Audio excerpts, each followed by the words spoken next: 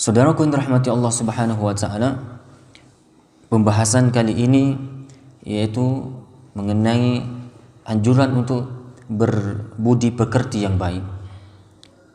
Anjuran untuk berakhlak yang mulia. Saudaraku yang dirahmati Allah Subhanahu wa taala, kita awali pembahasan tema ini dengan hadis yang datang dari Abu Hurairah radhiyallahu anhu, bahwa beliau berkata, Rasulullah sallallahu alaihi wasallam pernah ditanyai, su'ila Rasulullah sallallahu alaihi wasallam an aktsari ma yudkhilun nas al jannah. Jadi Rasulullah sallallahu alaihi wasallam pernah ditanyai tentang siapa sih penduduk surga yang paling banyak. An aktsari ma yudkhilun nas al jannah.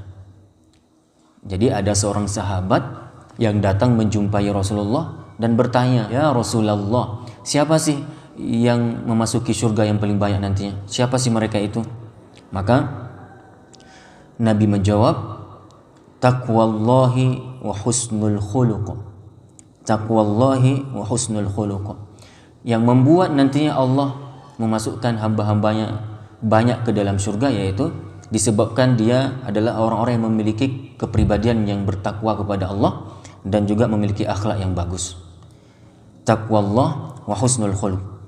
Wa su'ila an aktsari ma yudkhilun nas an-nar. Kemudian Rasulullah ditanyai juga oleh sahabat yang sama, ya Rasulullah, siapa sih yang menjadi penghuni neraka yang paling banyak?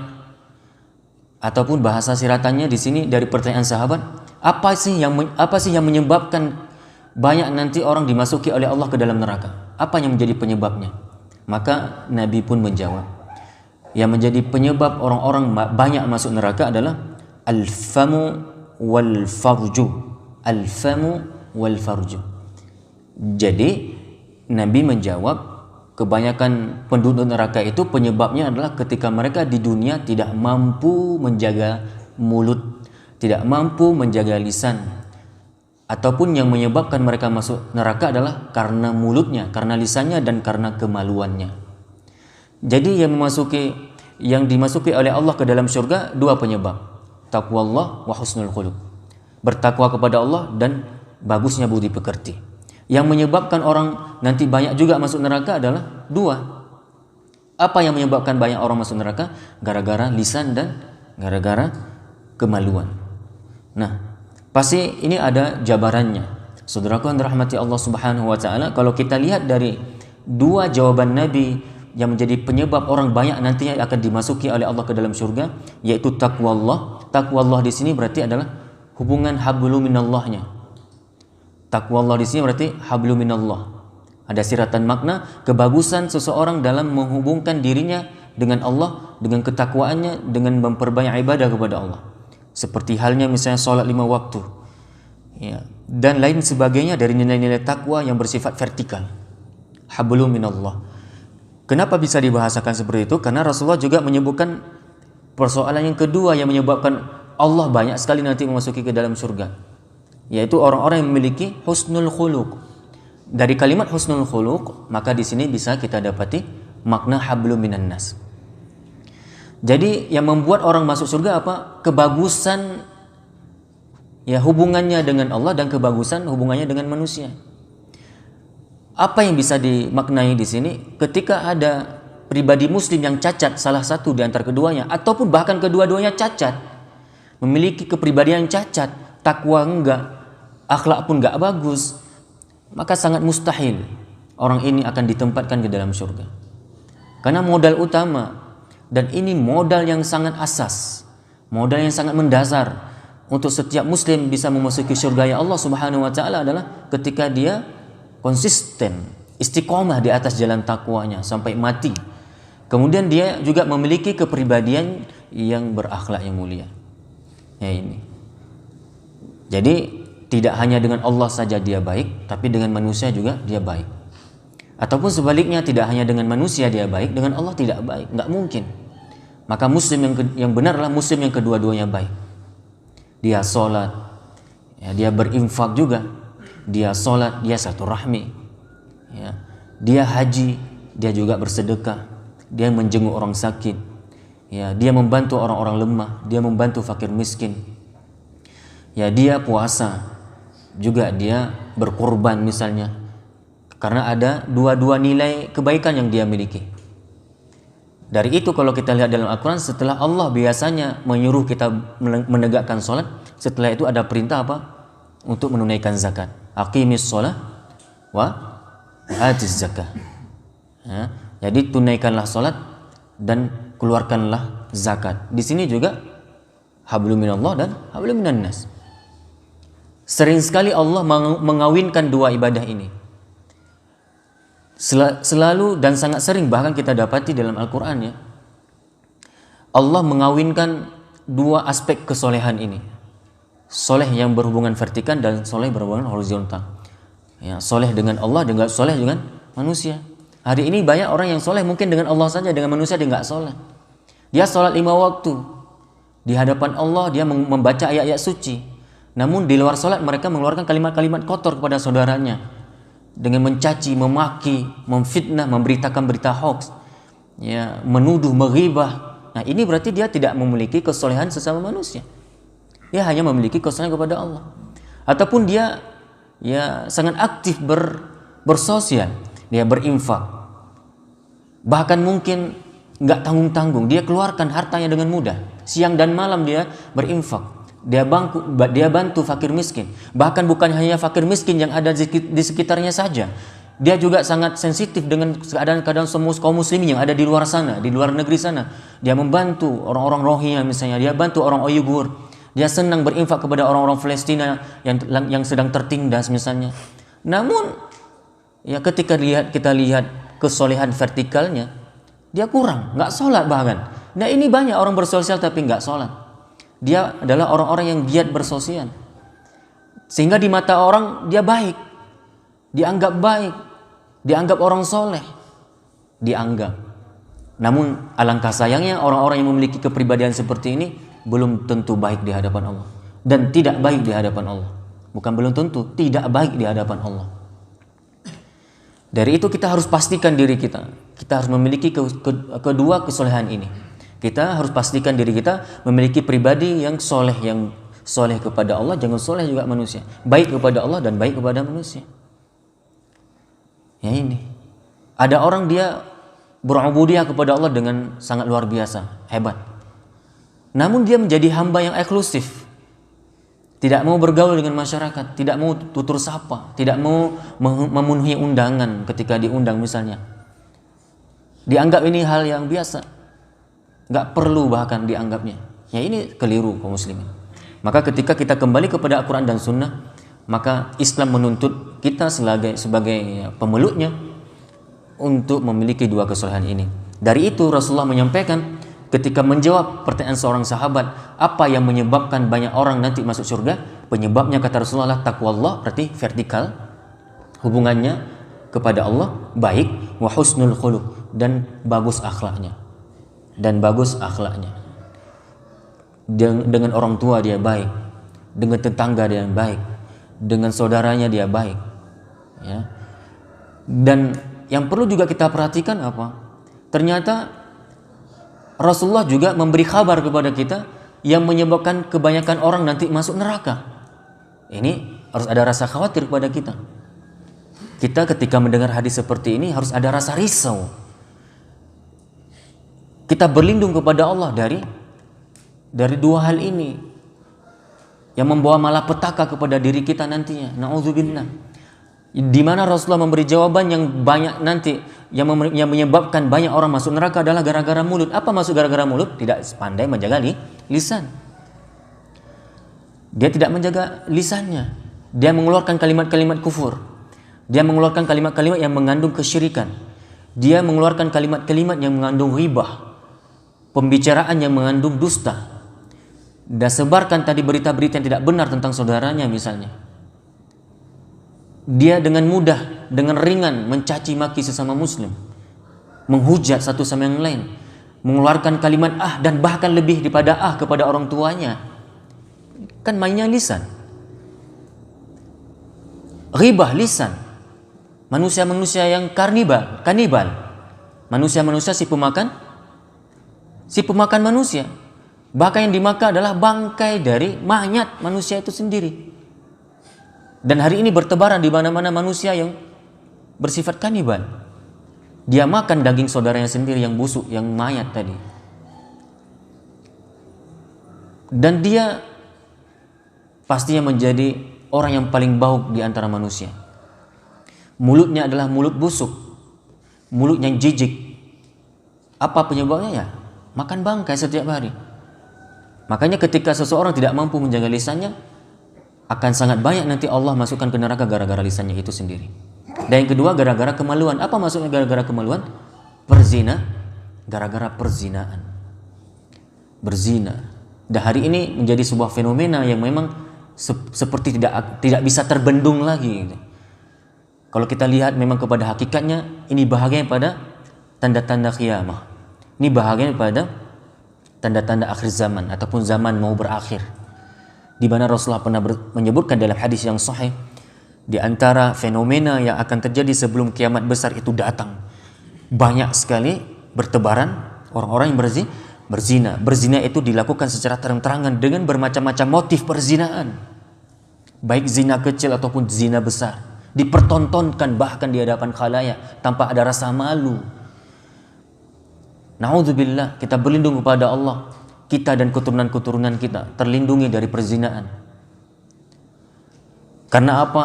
Yang menyebabkan banyak masuk neraka adalah gara-gara seseorang itu nantinya tidak mampu menjaga lisan dan dia tidak mampu menjaga kemaluannya. Hadis ini hadis yang diriwayatkan oleh Imam At-Tirmidzi dan beliau mengatakan hadis ini adalah hadis hasan sahih. Saudaraku yang dirahmati Allah Subhanahu wa taala.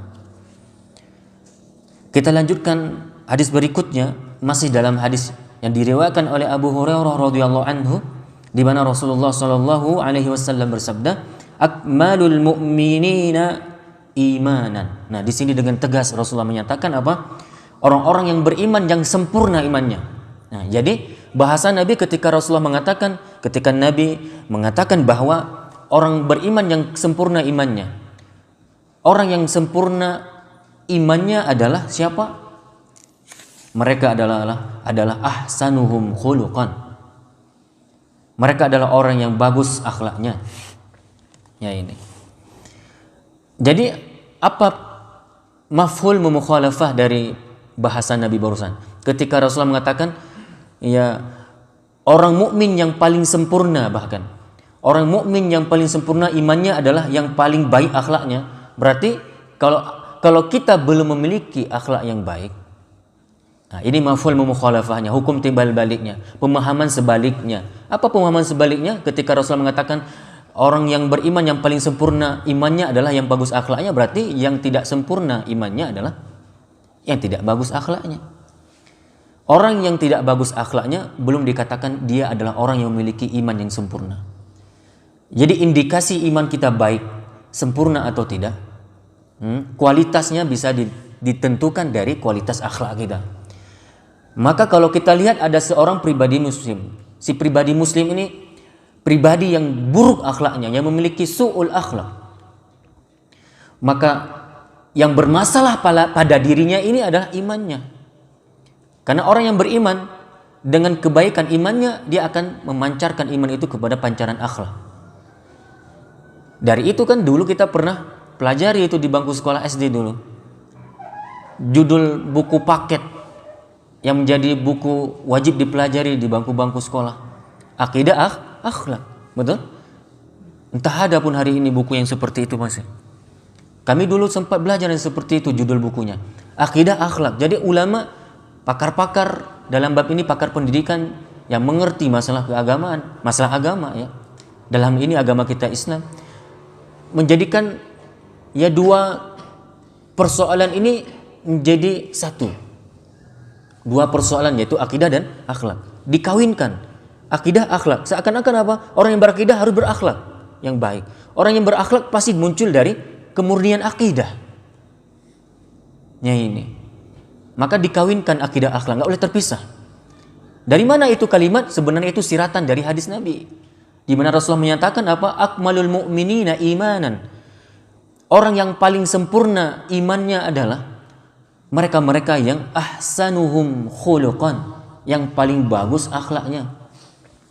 Wa khiyarukum linisaihim, dan sebaik-baik kalian adalah yang paling baik akhlaknya kepada istrinya. Nah, ini penting juga. Terkadang kita akhlak dengan orang lain bagus. Kita bagus akhlak kita kepada orang lain. Kepada tetangga kita bagus. Dengan teman kita baik. Tapi dengan istri bagaimana?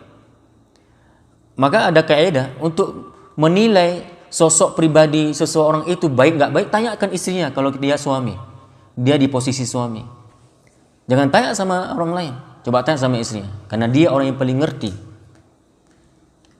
Wahai fulana, gimana suamimu di rumah? Kalau istri yang mengatakan, mana ada, pribadinya jahat, gak ada mungkin orang paling jahat di muka bumi kecuali suami saya. Misal itu jawabannya, itu udah jahat itu. Itu gak usah ragu lagi. Walaupun kita tanya sama orang kampung, baik sekali abang itu, bapak itu. Istrinya bilang gak baik, ya itu 80% gak baik tuh. Lebih dekat kepada gak baik. Begitu pula kalau kita tanyakan sosok seorang wanita, baik nggak baik, tanyakan kalau dia udah nikah sama suaminya. Baik nggak istrimu? Oh, luar biasa, nggak ada duanya kebaikannya masih. Di kampung saya mungkin dia adalah bidadari tanpa sayap. Misalnya itu jawabannya. Nah, itu berarti udah baik gitu. Namun kalau suaminya, mana ada, itu nerakaku katanya. Istriku tuh nerakaku. Lisannya neraka, sikapnya neraka. Maksudnya apa maksudnya lisan neraka? Panas, memanaskan hati saya setiap hari. Ngomel aja misalnya. Berarti itu benar tuh.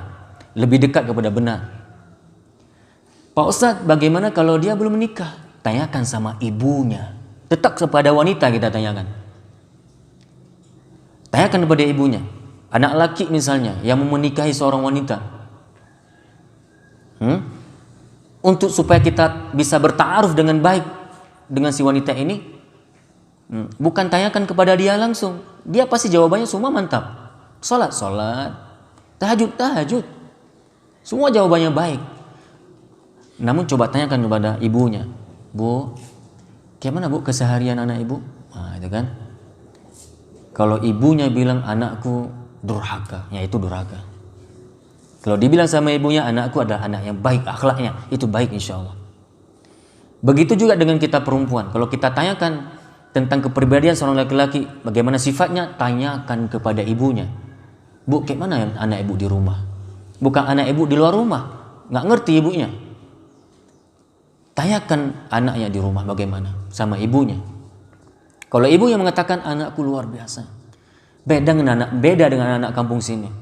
Dia sholat ke masjid, dia membantu orang tuanya di rumah, dia sempatkan dirinya untuk membantu orang tua ke kebun, ya berbelanja, dia rawat ibunya ketika dia kurang sehat, dia sensitif, empatinya kuat, ya berarti ini baik insya Allah. Jadi seperti itu. Maka khiyarukum linisaihim, sebaik-baik kalian adalah yang paling baik kepada istri-istrinya.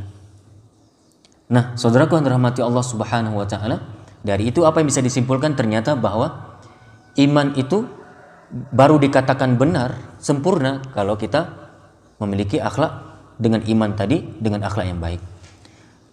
Namun iman seseorang bisa dikatakan tidak sempurna, dan ini mafhum mukhalafah dari hadis, pemahaman timbal baliknya, pemahaman sebaliknya dari apa yang disampaikan Nabi, berarti dia adalah orang yang tidak memiliki iman yang bagus kalau dia tidak memiliki akhlak yang baik.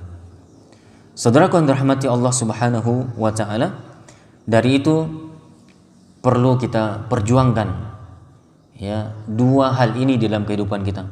Apa itu?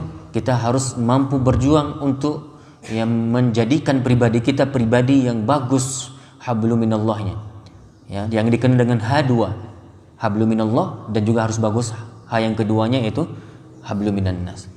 Kalau ini kita bisa raih di dalam kehidupan yang sangat singkat ini, maka insya Allah tiket surga sudah kita dapati. Insya Allah tiket untuk menuju surga insya Allah sudah di tangan kita. Yang paling kita harus perhatikan juga adalah sangat penting tiket ini jangan hilang. Nah ini lagi, tiket ini jangan sampai hilang di tangan kita ataupun rusak. Apa maksud saya? Jangan sampai tiket ini ataupun jangan sampai iman dan takwa kita ini dan juga akhlak ini bisa tidak istiqomah sampai akhir. Ini yang perlu kita perhatikan.